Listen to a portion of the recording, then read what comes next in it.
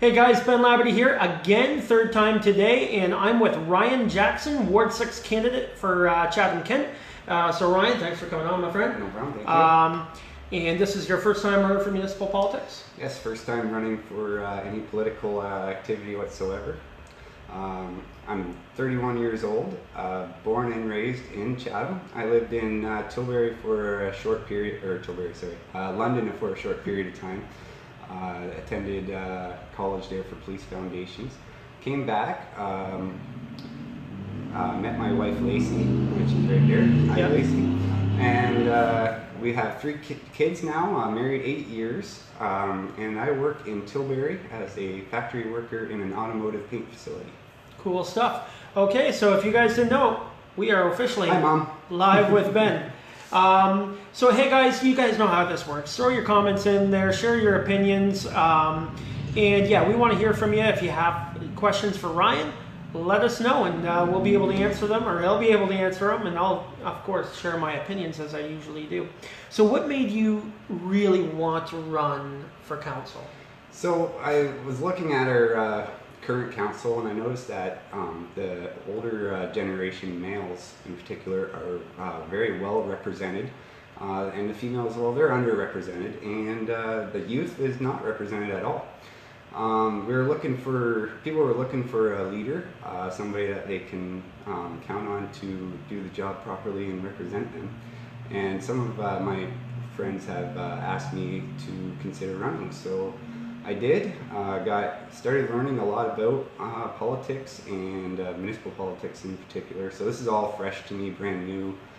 Doing this interview I've never done this before. It's a little nerve-wracking, but it's good to get out there and learn about all these issues, and having that fresh set of eyes on some of these issues.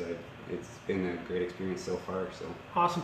And no matter what experience many of the councillors have and many of the candidates have, when they go out knocking on doors, they're always learning new things, and it's always a little bit different. So no matter what, you're going to be learning new issues nonstop. What is the one issue that you've been hearing maybe at the doors that people bring up that you didn't expect?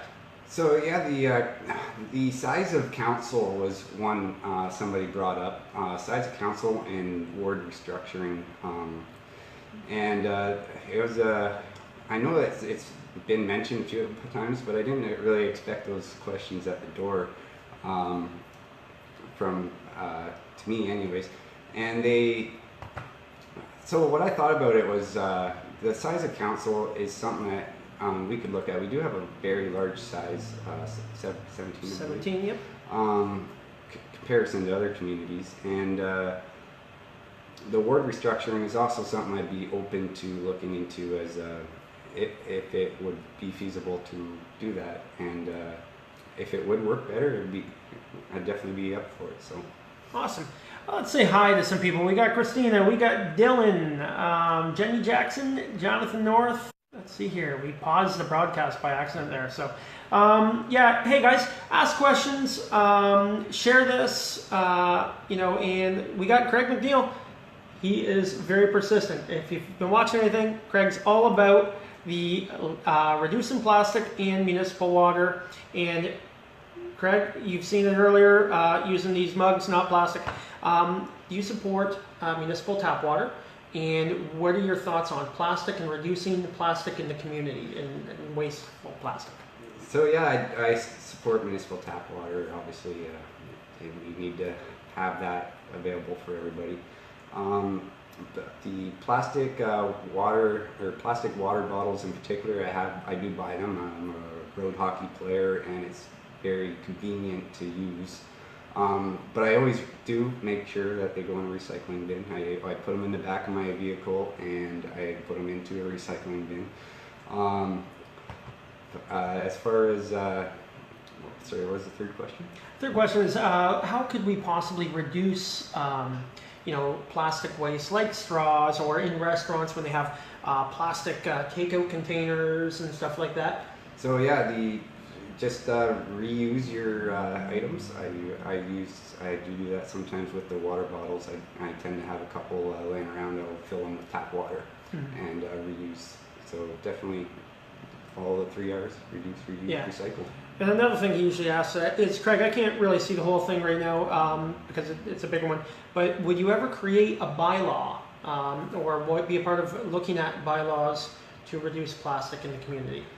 I would definitely I'd always be open to suggestions for anything. And I would need more information before I could decide if I could make a bylaw about it. Good stuff. Hey, Megan, hello. Daniel Brousseau. Hi, Ryan Jackson. Brittany, how are you guys? Let's see here. So you got a family. And what's your favorite part about Chatham, Kent? You know, especially Ward 6 here, too. Favorite part about living in Chatham with my family is the fact that we can go anywhere. It's in Chatham, go to the parks, and there's no fear of something happening as far as your children's safety going, and being able to just be able to go out and do things, not worry about people, because we are a very inclusive community and accepting in ways. So awesome. You know, what are you passionate about? At the end of 4 years, say you get on council. You've been on council for 4 years. What would you say is a success for you or an accomplishment at the end of that 4 years? Reducing. All right, so we are in what I would consider a drug crisis, and it's happening all over the country. And we need to stop ignoring that being a problem. I know a lot of people put the drugs aside.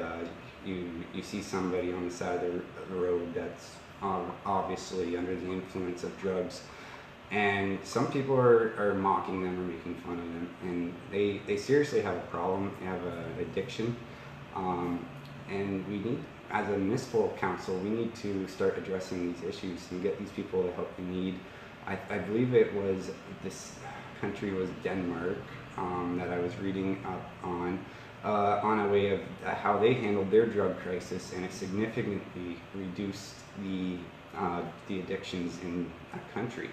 And it starts with decriminalizing personal use and using a medical approach rather than a legal approach when addressing this issue. And it creates less strain on our legal system by charging people with having drugs on them, but giving them the medical approach, the treatment that they need. And then the most important part is after what's done. When somebody goes through the process, is to keep them from going back to the drugs. And so we need to have the support systems in place that are readily available for them, counseling services, group supports. They need to be easily accessible, and people need to be able to find these services as well. So awesome. Okay, do you actually have a friend named Michael Jordan? Hey, MJ, yeah. Awesome. Let's say Jason Church, Ryan, what's your views on our local infrastructure planning? Okay, so there's many different infrastructure planning, like services to lots, bridges, roads, lights. So you want to make sure that everything has a flow when you're planning your infrastructure, for sure. I'm not going to pretend I know a lot about planning in particular, and like I said, I am fairly new to the municipal politics, and I've been learning a lot about it. But one thing I could point out that I notice quite often is when I drive down on Queen Street down to the end, coming into our downtown, the very first thing I see is a vacant parking lot, gravel, and it's an eyesore. And if you were a visitor into Chatham and you were to walk in or drive in down Queen Street to the end of the road and you were to see a vacant parking lot or a paid municipal parking lot, that's not exactly the first impression that we should be giving to people. So I think that something should go there, something other than a parking lot. I don't know if there is a plans in place for that right now, but so when we're talking about a flow of things, you got to be there to see it for yourself. When I'm going this way, what do I see? What do I want to see here? And plan appropriately. So. Right. Awesome stuff. Hey, David, MJ, the bridge that's out and the bridge that's not done. Yes, we have a lot of bridges that go out all of a sudden. Let's get to talking about tourism. What can we do to bring more people to Chatham-Kent for tourism? And what do you think one of the greatest things in the municipality is to bring them in? And how would you go about maybe promoting that elsewhere? So yeah, you talked about an idea, Ckation. Take a Ckation. And I private messaged you about it. I thought it was a great idea to start promoting our tourism in Chatham. And the idea was, if you ever went to the site Groupon, you can buy a deal. And that was the first thing I thought about when hearing about Ckation. And my thought process was on that if we were to bundle local places. And I also asked you a question too about pineapple pizza. Pineapple pizza. And Satellite was the first restaurant in history to invent the Hawaiian pizza. Yep. So we got onto that topic on your live feed, and so if we take that as an example, as putting together a dinner at Satellite Restaurant, and we have, let's say we get that ride sharing program here, You Ride, I believe it's called, and we get a voucher or of some sort to promote that as well as a means to getting around. And you set them up at the Retro Suites for the weekend, and maybe you give them some tickets to the Capitol Theater.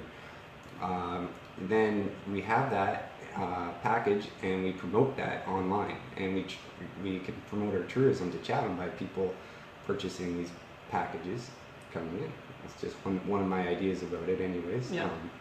Absolutely, man. One thing I've read about you, you play road hockey. You got a road hockey league. Is that the thing? Yes. Because I'll tell you what, cool thing about road hockey, I always played road hockey as a kid, and I tried to get my kids into ball hockey, and it's hard to find the ball hockey league for the youth that is operating. So give us a little bit about your road hockey league and just getting active. So that's actually, before we forget, I did bring in a gift like many other candidates. All That right. has to go with the ball hockey in particular here. All right. And this is the I like reveal. gifts. I like gifts. This is the reveal of our ball hockey team's newest jersey. This is the first one ever made. It's not been produced yet. Popeye's Hockey Club. Yeah. All right. So that's our team name, Popeye's Hockey Club. We do run a little league, a fun league. There's no prizes or anything at the end, but we all work together through volunteering. We have one person that does reffing and scorekeeping and taking care of watching the time for us. And we set up at Grace Church parking lot, and we get out there. We had when I first joined the league, it was about 4 years ago as the Popeyes, and the league was about maybe 4 teams going strong. We've grown to our fall league, which is going to be starting in September, to 8 teams. So our group is grown from that to, so we now, on a given Sunday afternoon, we get about 100 people, possibly up to 100 people at Grace Church parking lot. When you account for spouses and children just there to socialize while some of the guys and girls play hockey. So the ball hockey court in Tecumseh Park campaign is we started. In Tecumseh Park. In Tecumseh Park was the original plan, and we've been using this interview with other candidates, asking them what their thoughts on it was to get people talking. I've seen that pop up several times. Yes, so we were getting other people's opinions on it and what they thought. And there was a gentleman named Chris Glassford, I think his name is. From Wallsburg? From Wallsburg, and he's one of the local people that put on a lot of events, and he made some interesting comments about Tecumseh Park and the way that they have a hard time with the space that they have in Tecumseh Park to be able to put a ball hockey court there. It wouldn't be very feasible to them. So we have looked at other locations, other spots that we could maybe advocate for. Kingston Park is now one of our spots that we're looking at. And when we, if we continue on this topic, when we think about what it can do for our community by putting a ball hockey court up, we did an event last Sunday. One of the players' spouses deals with MS, along with my sister, also has MS. We decided that it was a good cause to get together and try to raise some money for going towards MS. So what we did with our small little group, just one that not a lot of people know about, we just play on a Sunday afternoon. We raised $720 to be donated to MS. Awesome. And that was a really great cause. Lots of people came out, a lot of fun. We had a barbecue going, we had everything, it was great. So if we had one of those courts that we could do this on a larger scale of things, think of the potential that has. Yep. And would you? Okay, we got a question here. What's the age range for the Little League hockey? Have you got a Little League hockey? So they did try to, before I joined, they did have a Little League going, and there was I guess there wasn't enough interest to keep it going. But it is, I think it's coming back again, and it's getting bigger, and people are realizing this is fun and it's cheap. It's cheap to play ball hockey on road hockey. Yeah. So now, would you be open? You're open to other areas, and would you be probably maybe raising money as a group to maybe, because that sometimes speeds things up for a ball hockey area, because it isn't a crazy amount of money. But would that be kind of grassroots type thing, bringing your people together? So we're getting the planning going. We reached out to JT Construction. They offered to do a quote, kind of to give us a price range on how that, what the cost would be, what the goal would be for us to get there. So we're still in the planning process of how much money we're going to need, how much we're going to try to raise, and how we're going to do it. Right now, we know we want to get the plan in place for what we want. So we got to figure out what we want first, and then plan how to get there. Awesome. Hey guys, thanks for watching. Hit that share button. Ask a few questions if you like. I seen your platform from Jody. I seen your platform that you would like to start a Fun in CK program. Can you tell us a little bit more about it and how it would benefit the community? So, what do you got here? So when we're talking about the issue with the youth leaving our community and moving elsewhere, one of the first things I felt as a advocate for the youth, or wanting to be a leader for the youth, was how are we going to keep people here?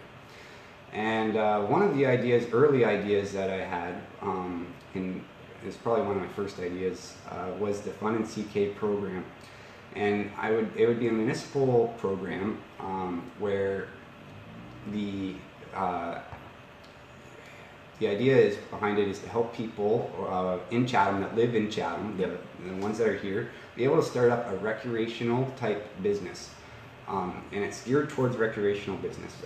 And the purpose of that is because when we're looking for something to do here in Chatham, on like a Tuesday night or a Wednesday night, we don't have a whole lot of options as far as recreational opportunities, other than the ones I can think of off the top of my head is the movie theater and your Bolorama.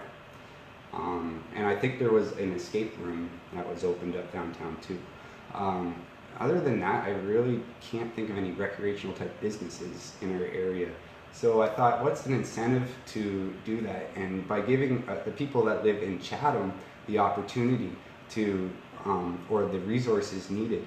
So it'd be financial support and hopefully a mentorship program to help somebody. So if somebody wants to start up an arcade, or any type of mini putt, they would go through this program, and they'd put in an application, and how the process would work, you'd either get a grant or a loan through the municipality and be hooked up with maybe some volunteer mentors in the business in Chatham area. Now, would that be a zero interest loan, payable back? Sure, a zero interest loan. or grant, where you Right. don't even have to pay it back. One or the other, whatever works. If it's going to be a small program, you allocate maybe one person. You have to. I was also thinking that we could put this program into, put it in the hands of that new youth council that's coming on board. Youth Advisory Committee, yeah. Yes, Youth Advisory Committee. Maybe they could take the applications and pick which ones they feel is the most suitable for our area, and a grant, approve a grant towards that one, and you do a deadline every year where you. And that would certainly increase chances of people wanting to start a recreational business that gets people active or gets people out doing stuff, right? Exactly. And that's awesome. Let's see here. What else do we got that we want to talk about? How would you deal? You're in Ward 6. We got 6 wards. You got wards 1, 2, 3, and 4, and 5. How would you work with the other areas? You're representing Chatham, Ward 6, but you are representing the entire municipality. Right. So yeah, you got family, you got friends. They live in all these wards. So when you're a council and you're sitting there trying to make decisions, it should be based off the best interests of CK as a whole. You want to take care of your family in Wellsburg. You want to take care of your friends in Tilbury. So if there's a need that is in Tilbury that needs to be taken care of as a representative in Ward 6, you should definitely be open and helping to find a way to solve that issue. And another problem that people have brought up is that they feel like they're disconnected from communities. And another, I think that we need to work on our transit systems to deliver that. The ride-sharing app will be great if that comes to Chatham. I really hope it does, for affordable transportation, and that you can even take a car to Tilbury for a lot cheaper. If you go to a cab, it's going to cost, we've done it before, $50, $60. If a ride-sharing app comes, you might be looking at $20, $25. It's a huge difference. And I know this topic came up once before, the event bus. I like the event bus. The event bus is a great idea. That's from Melissa Harrigan Harrigan? from Ward 1, yes. She brought that up, and it is a great idea, and I'd fully support not even looking at the feasibility of it, but putting the motion forward that the Chatham County Transit System offers it, because I really believe it would work right off the get-go.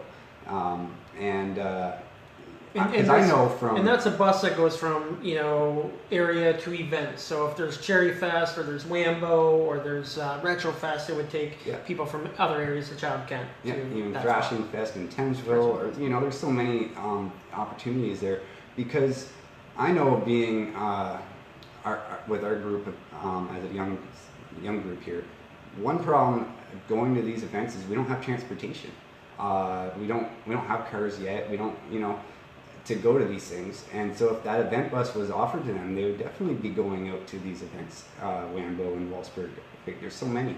And another thing too, if in Thrashing Fest and they have the beer tent there, and you want to go, but you want to have a couple of drinks, well, you could take the event bus out there, have some drinks, and get a safe ride back to Chatham.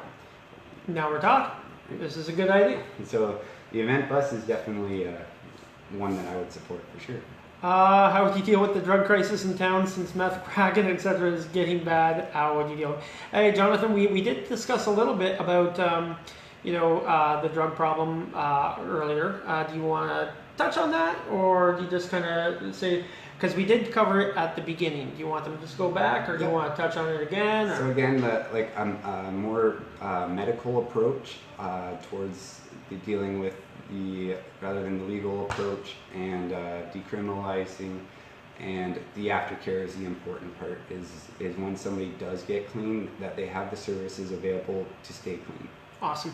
All right, now you're into hockey, you're into ball hockey. What do you think about the sports complex idea? Like, I'm thinking twin pads, but also a spot to, for indoor soccer or indoor flag football. We actually flag, and it's grown quite well for the people that run it.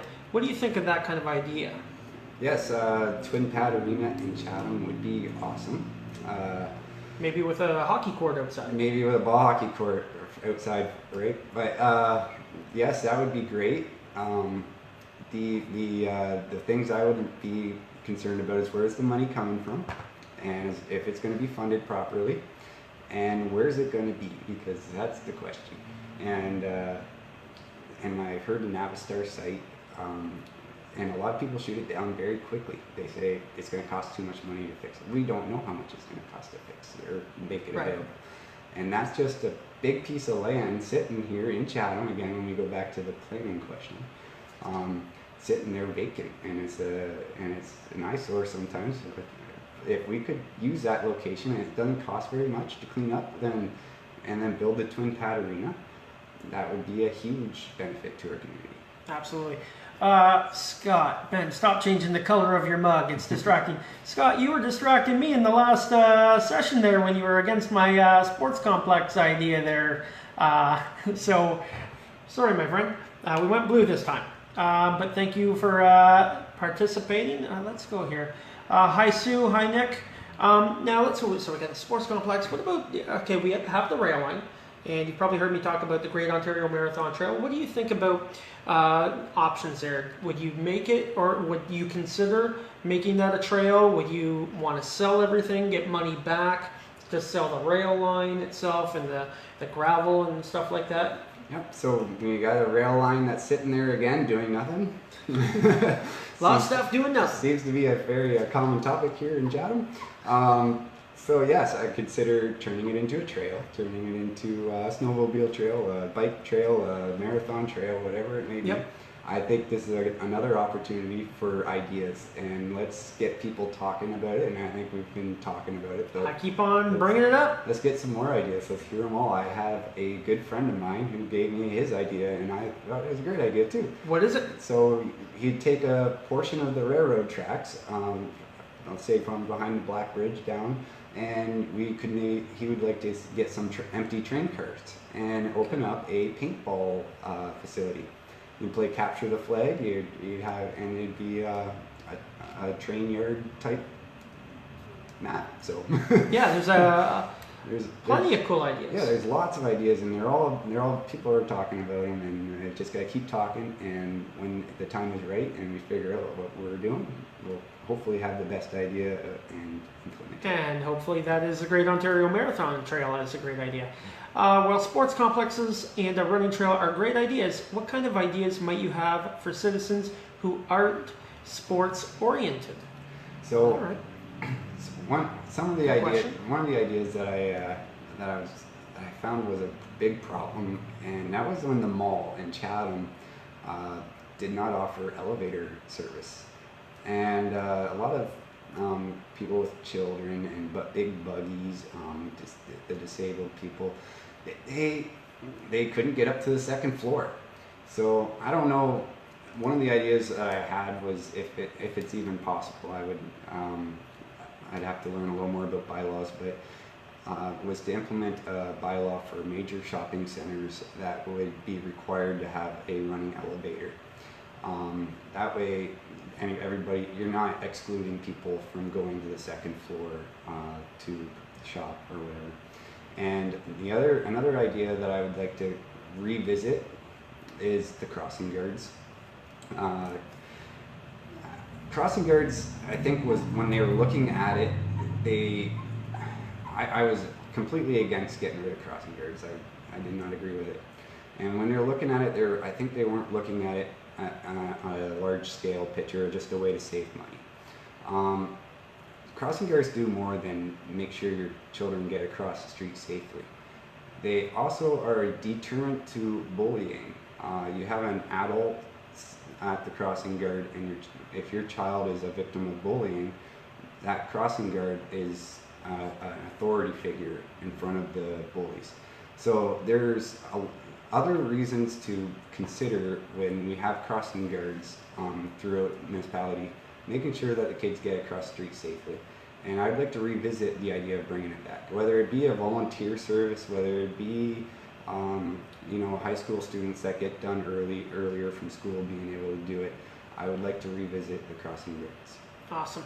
So back to Liz here. I think I read that wrong. I must have. While sports complexes and run trail are great ideas, what kind of ideas might you have for citizens who aren't sports oriented? And I think we kind of touched like the escape room type things, or what other kind of recreational? I'm thinking things that you could come up with if you have any ideas, or we can. If you guys have ideas, throw them out there too. That are not sports oriented. That's a tough question to come up with some stuff. But you got schooling, kind of activities like that. If you look on Eventbrite, have you ever been on Eventbrite's site with a bunch of events in that, like concerts or speeches or talks and that? Any ideas? Like an arcade. Like I said, with the Fun and CK program, all those ideas will come out, and I think that the Fun and CK program would be a really good way to boost our recreational businesses. Bring it in from our roots here in Chatham, rather than trying to attract these type of businesses. Let's just give our people that live here an opportunity to build that first. Right. And Liz, if you just came in, what he was talking about his Fun in CK program was giving almost a grant or a non-interest loan to people that come up with recreational or non-recreational fun ideas or businesses, right? Yeah. That you can do non-sports oriented things, which is not a terrible idea, and that would encourage people to come up with new businesses and new ideas for both sports and non-sports related items for ideas, and that would get more people thinking of the ideas. Is that right? Is that the idea of it? Get people thinking. So awesome. Rena, what about cleaning? What about cleaning and make use of the ex-Navistar land? It's contaminated, but why not go back after International Truck and Engine Corps for its cleanup? And that's something that is possible, is going after the company and saying, hey, or help us out here and participate in the cleanup. Exactly. So like we said when we're talking about the Twin Pad Arena, we don't know how much it costs. We don't know what it entails until there is a study done on it. So it's definitely worth looking at, especially if we're going to plan for a Twin Pad Arena. So let's get that done and go from there. Yeah, so again, it's all something that needs to be looked at. If it's contaminated, which we probably believe it is, it has to be kind of cleaned up, and hopefully they can participate. What ideas do you have to help the local economy, like bringing back jobs and such to Chatham, Kent? So any ideas on what we can do to boost the local economy and bring back some jobs? Yep. So again, a lot of the making our city appealing for employers to come to our area so that they can open up any type of business here, wanting to be here. So I know, like I said, there's not much recreational businesses here that are offered to go to, like adding the ball hockey courts, doing things like the Twin Pad Arena. We got a casino coming. That's great. We got good things that are happening. We just got to continue down the path that we're going. I think we will see some more job growth in Chatham as long as things are done the way they are. Awesome. Chatham needs a holiday like when Chatham was first founded, like Heritage Days. I miss those days. Yeah, Jonathan, then there's Heritage Days. There was the Festival of Nations. You might be too young to remember the Festival of Nations. And a bunch of other things like holidays and stuff. More events. Would you be more, want more events? And, we talked about the event bus earlier that Melissa Harrigan came up with, and now we need events. So what would you do? How do we get more events here to promote that idea? Yep, so the, again, I keep going back to the Fun and CK program, would also include yearly events that people could apply for. We do get a lot of events around here. We got Red Fest, we got Wambo, and we already listed a bunch of them. And then we're going to have the Great Ontario Ball Hockey or Road Hockey Championships. Yeah, we're going to have the Great Ontario Ball Hockey Championships here in Chatham. So, yeah, I definitely would like to find ways to continue these events going. Awesome. What kind of challenges do you see for the municipality moving forward? Do you see anything challenging, like something that would be difficult? It's just, I feel like Chatham in particular has a fear of moving forward. It's like we're always following in the footsteps of other communities. They see something that works in London or Sarnia, and they say, all right, let's implement that here in Chatham. Well, why are we not leading the way? Why are we not coming up with these ideas, and why can't we? Like, we are just as capable as those other communities to take some risk and get a little risky and move forward. So that is true. We do fear change. Yes, Scott. And we have to take a little bit more risk and gamble a little bit. I like to gamble on getting things and being the people that kind of create the idea that, say, London or Windsor would copy us for, instead of us always being copying others. Yes. Any great opportunities do you think we have in Chatham, Kent? We do have some great opportunities here, and one of them is our river. So we have a river that runs through Chatham, and it's not being utilized at all. I've never seen anything going on down there. One thing I have not done any research on or figured out yet, but I will, is cleaning the mouth of the river. I'm not sure what that entails or why, but I heard that's the reason why we don't get boats going up anymore. Yeah. So I definitely want to look into some more of that. I want our river to be utilized. It's a great asset.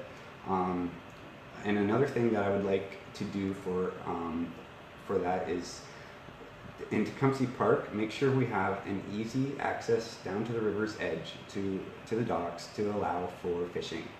Because a lot of people in Chatham like to fish. We have lots of lakes and areas. Well, like I said, some people don't have vehicles, can't go to Erio, can't go to Mitchell's Bay, but we have a river here, and a lot of people like to fish. So definitely would like to encourage that. Awesome. From Jody, how can you help seniors on a fixed income? So we do have an aging population in Chatham, Kent, and how can we help seniors on a fixed income? Yes, seniors on a fixed income is a great question. One thing I noticed too when doing a little bit of research on our transit system here is the bus system, which they increased the fees for senior bus passes. I think it was 140. They increased from last year or the year before to 240, and it's a big jump. And from doing some research as to why they increased the senior bus passes, because they allowed for an affordability pass, which you have to apply to every 3 months, I believe. I just thought, well, why are we putting the price tag on the seniors to pay for that? The seniors are not interested in reapplying for an affordable bus pass every 3 months. They want to be able to have a bus pass that's good year-round, a one-time trip, purchase, and go. So I'd like to look at bringing that senior bus pass back down for them, and and giving them opportunities for affordable housing. And the tiny homes coming to Chatham is a wonderful idea. Let's figure out how we're going to do that. Let's find where we're going to put the tiny homes or the planning for it, and let's move forward with tiny homes. One community has, like I said, has already got it in place, and they're going to be starting, and they're ahead of us on leading the way, and we're behind again. But let's go for it and give the tiny homes a opportunity here in Chatham. And the wait list for affordable housing is almost 700 people. Yeah. And we need to take care of that real soon, because if we continue to wait, it's going to get worse. And if we don't start with today, tomorrow will be too late. So let's figure out what we're going to do there, invest in our social housing program, and let's get people going. I want to go back to that bus thing. So I don't know too much about the bus thing, but a bus pass, is that a year pass? Yeah, I believe it's all year. So it's 100. It was 140 for a senior. Yeah. And now it's 240. Yeah, and the exact costs are on the municipality website, and it shows the change on the website. So that's how I noticed it. So that's a significant increase that nobody has actually brought up at all. That's actually. And do you know when that went into effect? I believe it was just this year. Okay. But let's, like I said, I just started researching that, and I believe the reason was the affordability pass that was implemented. Which they have to apply for. Which they have to apply Okay. for. And that's from a news article that I dug up about 2014, I think, that they introduced the affordable pass. Yeah, that's actually quite significant. So we should look more into that, because that actually affects the seniors big time there. We're going to place more emphasis on our history. Chatham is the focal point of a battle of Longwoods in the War of 1812, yet most community members are clueless of its importance. And you know what? I was just out by Zone Road 5, where there's a beautiful house for sale out there. And they have that where the War of 1812 kind of was, and that, I don't know if you've seen it, it's got like this big thing. I took a picture of it, and it's just a big structure. I don't know, have you guys seen this thing? I'm doing a terrible job of explaining that, right? So, yeah, we do have a lot of history here at Focal Point, Battle of Longwoods, War 1812. So how would you kind of promote that? Would you use that in a tourism thing? Yeah, I see they do war reenactments, stuff like that. That's really cool. I've never actually been one to participate or attend one of those events, but yeah, we do have a lot of history here in Chatham, and there's a lot of people with the interest there. So any ideas at all for how we could do that? I'm open ears. Well, I'll be honest, I was driving the other day in Tennessee, and I drove by a medieval battle. I'm not kidding, I can't make this up. And they were throwing swords, and I thought they only seen it in movies, but they're, the fake cutting off of the leg. Then the person has to stand there with one leg, and then they cut off the other one because they can't run away. I couldn't believe it. I'll put some pictures up, and I'm going to put some pictures to better explain the terrible explanation I just made of that 1812 monument thing. Hey guys, we're going to wrap this up shortly here. Why don't you guys get in your last questions? Hit the share button. What can you tell people here to just kind of wrap things up as to why they should vote for you in Ward 6, and what kind of sets you apart from everybody else that is running? So, for one, you want to create some diversity in your government. You have the same backgrounds, same people that are in municipal politics right now. And I said to my friend earlier today, I said, sometimes it's good to not be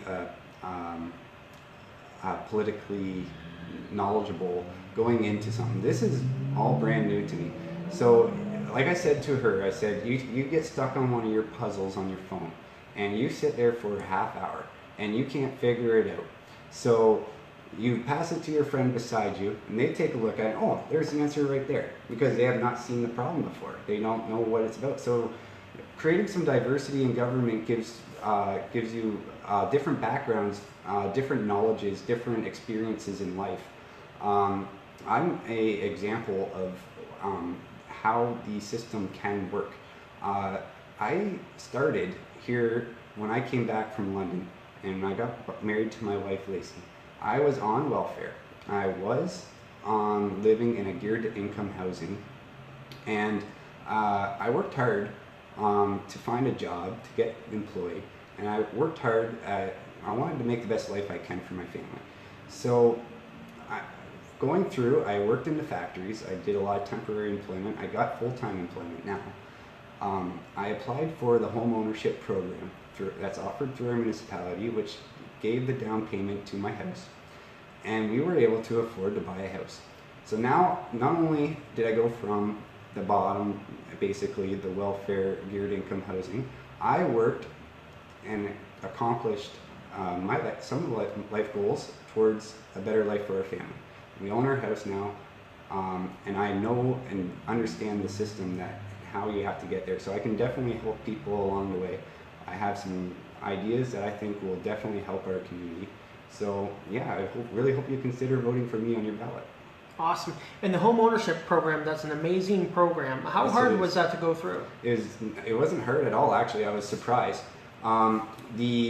You go to the municipality building there, and not the municipality building, where the welfare building is, the courthouses. Yep. Over there, You go down there, you ask for an application, you fill out an application, as long as your income is under a certain threshold, which they've raised over the years. So it's very easy to be eligible for a lot of people. You put the application in, and they will say that you have been approved as long as you have as long as you're pre-approved for a mortgage. So through a bank, you have to do it through a bank. So as long as you can get pre-approval for a mortgage through a bank, you can apply for this, and they will pay up to $7,000 for your down payment. And the lawyers take care of it. It's very easy. The only maybe one improvement that can be made on the home ownership program is a little more information about. They could hand out the information about the other fees that you don't know about when you're buying a home, such as the lawyer. Well, you know the lawyer fees, but there's a mortgage tax. Yep. Didn't know about it until land transfer tax. Yep, land transfer tax. There's a bunch of different little fees that added up over buying the house, and I think maybe a pamphlet handout that the municipality could hand out when people are applying for this would be just a small way of making things a little easier for people. Perfect. We got Michael Bondi here, a Ward 6 councillor, and he will actually be on tomorrow. Hi Ben, the senior bus pass is on the next agenda. My old motion that admin has jacked up over the years. It started at $70 a year. My motion is to make it stay where it is. Will Ryan support this? Asking you a big question here. Will you support staying where it is? So at the current price of $240, I would not support keeping it where it is. I want to bring it back down. So our senior citizens, again, on fixed incomes, are more likely going to be using this bus system, and any little bit of money that they can keep is better for them. My grandmother is from Britain, says in Britain they have free bus passes for their senior citizens. If we could get there, I would be down for that too. Awesome. A little pushback. All right. Let's see here. Most people see, okay, there was another one here. As I remember, Mr. Jackson, you used to be a very good band promoter as a teenager. How could you attract musicians to the area to add that wonderful nightlife of Chatham? Yeah, back when I was in high school there with the local music industry was a lot bigger than it is today. One of the old nightclubs, Twisters I believe it was called, the old 8 Ball, they would promote local bands every weekend, and we had many shows there, me and there, where we played in a band, and it was a great time. It was a lot of fun, and definitely I would like to see some of that come back. But I remember Rock the, what was it called? Down at the airport, they used to do a big concert. They'd bring big name bands in. They'd have some of the local bands being able to... Cornstalk or something. Yeah, it was out at the Chatham airport, and they had, I believe, an event bus. And you could get on the event bus and go down to the Chatham airport. And it was a great time. I attended one. I believe it was Collective Soul that was playing that night. Okay. And it was a great concert. Yeah, so we got to get people engaged, give them opportunities to want to play in our area. And some of the nightclubs maybe can bring some of that back. I know there's a new one opening on where the Golden Tap used to be. The Fortress Tavern. Fortress Tavern. I'm looking forward to going there. I know they're looking into bringing music back, so let's see what they can do as far as promoting some of the local bands. Awesome. Okay, guys, we're going to wrap this up. It's been great having you here, and again, you'll be able to respond to some of the questions on here. So if we miss some of your questions, Ryan's going to be able to type that into you a little bit later, as well as the information to contact you for yard signs and how to be a part of your campaign if you're having people help you out campus and stuff like that. Are you out knocking on the doors? Yep, I went out on last Friday there with I had one volunteer come. He was a really nice guy. I met him. He just messaged me on through email, and he asked for a lawn sign, and I gave him a lawn sign, and then he wanted to ask if he could volunteer, and I was like, sure, why not? Great guy. We went out knocking on some doors. I met some great people. I did Olive Inches. I did 3/4 of King Street West, and I did some of the subdivisions back behind Merritt and Goldenmere. I'm working my way.